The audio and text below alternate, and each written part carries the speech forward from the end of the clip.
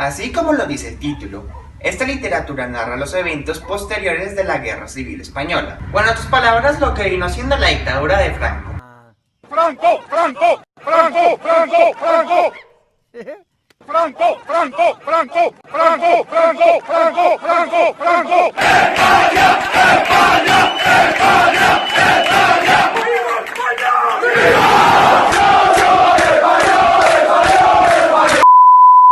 Como muchos sabemos, la dictadura franquista apoyaba fielmente a la Alemania nazi durante la Segunda Guerra Mundial. No obstante, al ver cómo perdían sus tan supuestos aliados, es que España decide cambiarse de lado y hacerse neutral durante la guerra. Siendo tal el punto en que llegó España, que faltando ya unos pocos meses a que terminara la guerra, tan descarado, le declara la guerra a Japón. Sin embargo, ese tipo de acciones no serían lo suficientes para que Franco pudiese detener el aislamiento internacional. Hasta los años 50, el franquismo fue una cosa implacable. Cosas como la represión a los vencidos, el exilio, la autarquía, aislamiento internacional, censura, ausencia de la libertad, eran cosas que se podrían ver todos los días en la España en ese entonces. Los primeros años de la dictadura franquista estuvieron marcados por una cruel y fuerte represión política. Miles de personas fueron exiliadas por ser republicanas, por hacerle críticas al Estado e incluso por solo pertenecer a un territorio. Es por esto que muchos escritores españoles llegan a Latinoamérica. Este suceso será explicado un poco más adelante. El país estaba desangrando económicamente, no se hacía comercio con ningún otro estado y por lo tanto hacía que faltasen muchos productos de necesidad. Y como si fuera poco, el intervencionismo que hizo el Estado en esa época a nivel económico generó muchas ineficiencias. Los salarios bajaban, los precios subían y la productividad agraria se vio disminuida a tal punto que empezaron a haber hambrunas en España. Fue tal el punto que tuvieron que implementar cartillas para que se pudieran racionalizar la poca comida que les quedaba. En otras palabras, eran como potreros para que la gente estuviera en la calle y pudiese comer un poco. Acabada la guerra, es que Franco quería darle una mejor cara a España. Una España nueva, una España limpia, una gran España. ¡Viva España!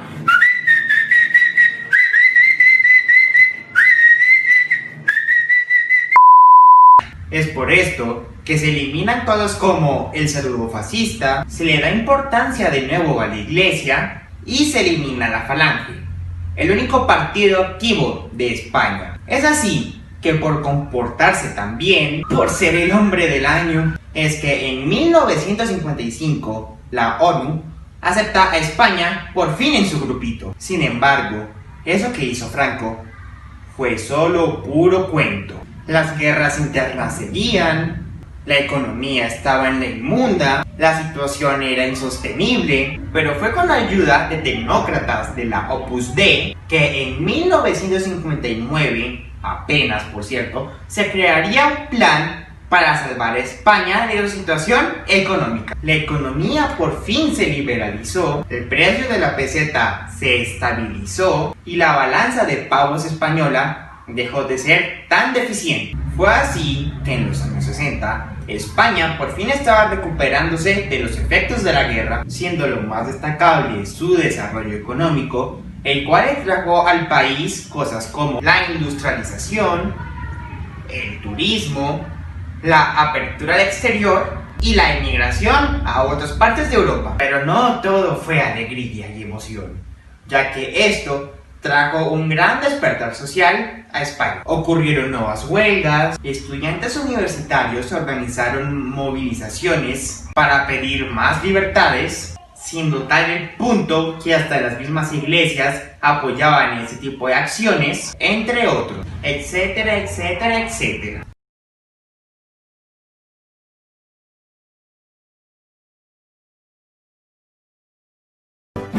Tinky Winky, Dipsy, La La.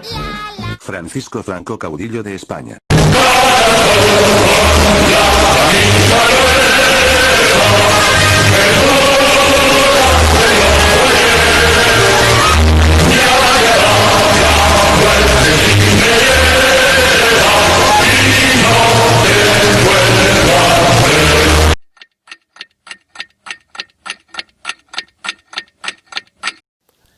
Al darle un contexto mucho más general sobre las características históricas, ahora vamos con las características literarias.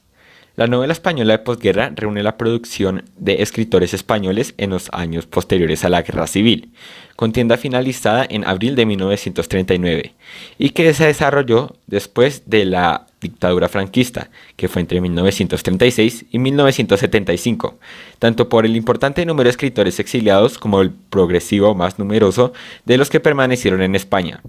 Resulta que la mayoría de estos autores conciben la literatura como un medio para mostrar la desoladora realidad del país. Las obras están llenas de contenidos humanos como lo es la angustia existencial o incluso la denuncia de injusticias, siempre con el contexto de una dictadura. Comenzando con la literatura, ante la limitación de la libertad de expresión, o sea, la censura, los autores recurren a los símbolos y a expresarse entre líneas. Lo que en el fondo era un problema político se transformó en una angustia existencial, que mostraba las miserias humanas. La novela en esta época se destacó por su ideología conservadora y por continuar con el racionalismo tradicional.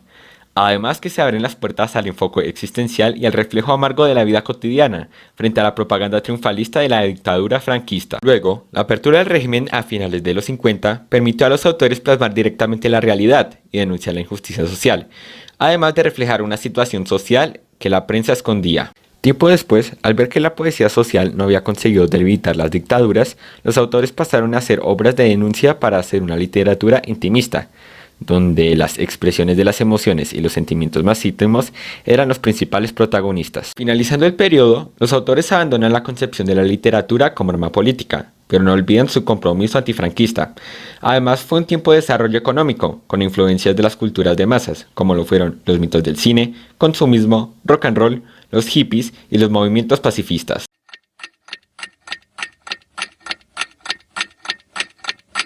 La poesía se va a encontrar dividida en tres partes. Primero encontramos la poesía arraigada. Es una poesía que muestra una visión del mundo optimista y de esperanza. Los poetas de esta rama estuvieron en torno a las revistas Garcilaso y Escorial, donde preferían la métrica clásica con el soneto, terceto y cuarteto. Algunas características de esta poesía es que simpatizaban con el régimen franquista, aunque luego se instanciaron. Tenían un modelo de Garcilaso de la Vega, quien fue un poeta y un soldado. Trataban temas como el amor, la familia, la fe católica, paisaje castellano y el ensalzamiento del régimen. En su estilo buscaban la belleza y la perfección formal con patrones clásicos, especialmente sonetos. Llevaban un lenguaje sobrio y equilibrado. Algunos autores de esta poesía son Leopoldo Panero, Luis Felipe Vivanco, Dioniso Ridrujero, José García Nieto. Y como mayor representante tenemos a Luis Rosales. En segundo encontramos la poesía desarraigada. Esta poesía se vincula al existencialismo, el mundo como un caso angustioso, sin sentido y armonía. Aquí los poetas muestran una disconformidad con la realidad y muestran indicios de protesta. Más que belleza persiguen la fuerza expresiva. Su lenguaje es sencillo, de tono dramático. En esta rama hubo dos obras reconocidas que son La sombra del paraíso, de Gabriel Celaya, e Hijos de Ira, de Damaso Alonso, obra publicada en 1944 en la revista Espadaña. Algunos representantes de esta poesía son Victoriano Kremer, José Luis Hidalgo, Eugenio de Nora, Blas de Otero, Gabriel Celaya. Como figura emblemática tenemos a Damaso Alonso. Por último encontramos la poesía del exilio. Muchos de los autores que habían simpatizado con el bando republicano tuvieron que exiliarse. Los temas que trataba esta poesía eran la patria perdida, el recuerdo de la lucha y la derrota, crisis al dictador y su régimen. Algunos autores exiliados son Antonio Manchado, Juan Ramón Jiménez, Emilio Prados, Manuel Altaguirre, Luis Cernuda, Jorge Guillén, Rafael Alberetti y Pedro Salinas. Pasamos a otro género que es la narrativa, la cual hablaremos sobre la novela, un género por excelencia. Las novelas de posguerra tienen dependencia de las tendencias en el primer tercio del siglo. Pasarán a primer plano los jóvenes del nuevo orden junto a novelistas más viejos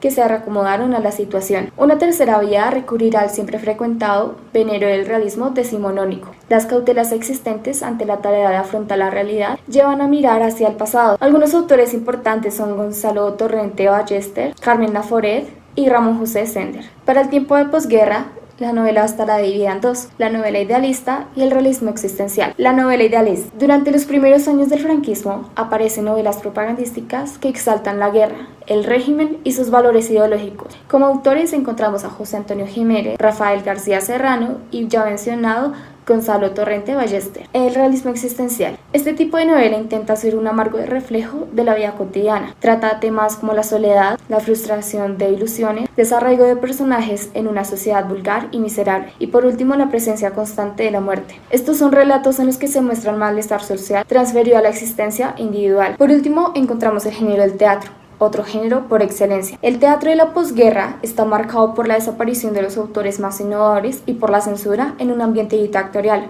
Esta crisis obliga a los empresarios a replantear el negocio teatral, dando al espectador obras que respondan a sus expectativas, sin arriesgarse a modificar sus gustos. Las características del teatro. Primero, el entretenimiento. Sigue la línea del teatro cómico. Las obras son dramas de tesis que abordan los problemas morales de la burguesía, con una apología de los valores franquistas. Segundo, los valores tradicionales. Aquí encontramos la honradez, el trabajo, la fidelidad y el amor conyugal. Tercero, crítica contenida. Se centra en las costumbres de la clase media, con abundantes dosis de moralismo, siempre desde una perspectiva amable. Por último, final feliz. Gran dosis de sentimentales trivial al final de las obras. Los temas que trata el teatro son, primero, un mundo real y segundo, un mundo poético. El mundo real. Obras que giran en torno a un problema amoroso, una infidelidad conyugal o problemas económicos. Los protagonistas son de clase alta y el problema se resuelve según el código de honor de esa clase social. En el mundo poético, introducen un elemento verosímil y crean un mundo fantástico que distorsiona la realidad. El estilo del teatro. Encontramos piezas redondas, obras muy bien hechas, con diálogos muy correctos, un lenguaje literario muy cuidadoso y una estudiada gradación del interés y de las reacciones que se quieren obtener del público. Ambientes burgueses, interiores refinados o aristocráticos. La burguesía, personajes de la burguesía media, alta y en ocasiones de la nobleza. Técnicas cinematográficas. Se introducen saltos temporales y cambios de lugar, con el objetivo de aportar más dinamismo a las acciones. Como autores representativos del teatro encontramos a Miguel Miura y Edgar Naville. Así concluiría los temas y géneros de la posguerra en España. Comenzamos con Camilo José de Celas, quien irrumpe con la familia de Pascual Duarte en 1942, donde muestra el pesimismo ante la posguerra. Esta novela es tremendista y neonaturalista, en donde el personaje principal es un campesino que solo encuentra la violencia como único recurso ante la adversidad, y al final esto le terminará costando caro ante su historia. Tenemos a Carnet Laforel, quien irrumpió con su obra Nada, novela de carácter existencial, en donde se habla del vacío y la desconexión ante las grandes ciudades. Seguimos con Gonzalo Torrente Ballester, quien es conocido por su trilogía Los Gozos y las Sombras, la cual se ambienta en Galicia, posteriormente a la Guerra Civil. Seguimos con José Delibes, quien publicó La sombra de ciprés es alargada, la cual es sobre el pesimismo y la muerte. Rafael Sánchez Ferlosio, quien publica Industrias y danzas de Alfahuí, una novela picaresca y de realismo mágico social, que es principalmente conocida por el Jaramá. En poesía encontramos a Damanzo Alonso, quien publica durante la posguerra Hijos de la Ira, la cual es existencialista y tremendista. El propio Damanzo en aquella obra habla sobre el insomnio. Continuamos con Gabriel Celaya, quien es uno de los principales autores de la poesía, en donde encontramos su obra La poesía es el arma encargada del futuro. Para teatro nos encontramos con Enrique Jardiel Porcela, el cual es un dramaturgo de humor. Entre sus obras encontramos Los ladrones somos gente honrada. Continuamos con Miguel Miura, en donde también se basa de lo absurdo y lo ilógico, en donde encuentra también más suerte. Crea un nuevo tipo de comedia con Tres sombreros de copa, escrita en 1932, pero estrenada en el 52.